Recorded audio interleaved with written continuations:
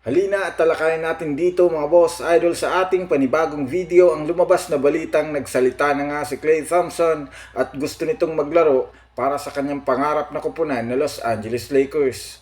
Panahon na nga ba upang lisanin niya ang kanyang kupunan na Golden State Warriors? Tatalakayin na rin natin dito ang naging labanan ni Stephen Curry at Sabrina Ionesco sa kanilang 3-point contest. Pero bago yan, please don't forget to hit the notification bell at mag-subscribe sa ating channel.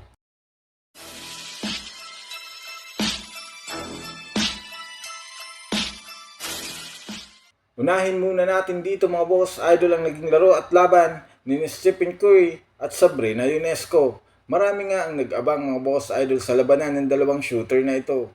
Ito nga ang first time na mangyayari itong maglalaban ang WNBA shooter at NBA shooter. May mga superstar nga kagaya ni Kyrie Irving at Shaquille O'Neal ang naniniwala na malaki ang tsansang ma-upset dito si Stephen Curry. Malaki nga daw ang pagkakataon ni Sabrina na kaya nitong sabayan ang shooting ni Curry, ngunit kahit man nga natalo si Sabrina ngayong araw matapos ang kanilang score na 29-26, matatawag pa rin naman nating good game ang nangyari.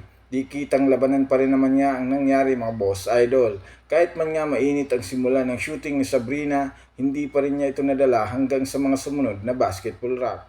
At dito na siya natalo ni Curry. Naipasok nga ni Stephen Curry ang 4 na kanyang money ball na talaga namang nagpaabanti sa kanyang talaan. Pero overall napaka-exciting na labanan nga ang nangyari dahil kung sakali mong natalo doon si Curry, napakaraming fans na naman ang mambabati ko sa kanya. Sa kabilang dako naman mga boss idol tungkol naman kay Klay Thompson.